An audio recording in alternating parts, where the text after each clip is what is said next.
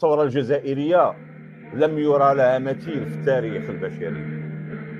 وما يقع الآن من استعمار لفلسطين من طرف إسرائيل، لو كان الشعب الجزائري هو الشعب الفلسطيني كون الناس دين امهم. عرفتي شحال تستعمروا على داكشي باش كيكرهوا الشعب الجزائري؟ عرفتي شحال تستعمر الشعب الجزائري من طرف فرنسا؟ القواده اللي كانت واقعه في الجزائر اكثر من اللي واقعه الان في فلسطين. ما عاناه الشعب الجزائري من قمع ومن تنكيل ومن جرائم في حق الإنسانية ومن قتل يومي وإبادات جماعية ومقابر جماعية لم يعاني منها الشعب الفلسطيني.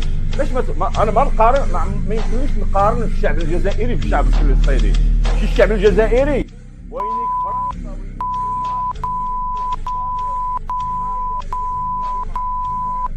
الشعب الجزائري اللي حقق الثورة، الشعب الجزائري اللي ما كانش فيه هذه الفصائل اللي كاينه عند الفصائل الفلسطينيه. الشعب الجزائري كان موحد نهار اللي ناض وبغى يحرر بلاده وقدم 1.5 مليون شهيد. راه نفس الواقع الذي يقع الان في فلسطين هو ما كان يحدث في الجزائر من طرف فرنسا. الاستعمار الفرنسي ولات الجزائر فرنسيه، ولكن الجزائريين ناضوا ذبحوا دين امو اي واحد معهم، ماشي بحالكم انتم العبيد. نو ماشي بحالكم. اي واحد دوك اللي كيقول لهم شنو كتقولوا لهم الجزائريين اخوتي، شنو كتقولوا لهم دوك البياعه ديالهم، الحركه البياعه ديالهم ناضوا ذبحوا دين امهم اللي بقى فيهم هرباتهم فرنسا في الاخير. وقع الذبح في الفرنسيين والذبح علاش؟ التحرير. هذه هي الحركه التحرر الوطنيه الوحيده اللي كاينه في شمال افريقيا والشرق الاوسط، الوحيده اللي كاينه هي اللي قام بها الشعب الجزائري. لذلك الشعب الجزائري لا مثيل له في المنطقه كلها باسرها، لا مثيل له.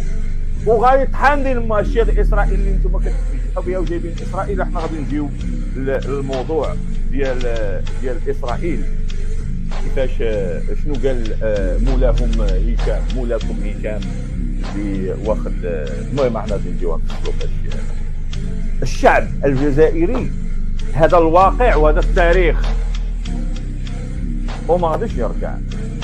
وما عندش دينمو مع اسرائيل، وما كيحملش الاستعمار، وما كيحملش المملكه المغربيه حيت مستعمره للشعب الصحراوي، لانه بلد التحرر، بلاد بغات تتحرر من النار الخارجي. نفس اللي واقع مع النظام الهلكي هو اللي دايره اسرائيل، وهو اللي كانت دايره فرنسا في الجزائر. مقارنه بسيطه غادي تشوف اشنو وقع في الجزائر وشنو وقع عندكم في المغرب. المغرب طيح السروال شعبا وملكا، ومنين جات القضيه ديال من بعد النفي ديال الكلب ديال محمد الخامس في فرنسا، خرجتوا واختاريتوا ثوره الملك والشعب.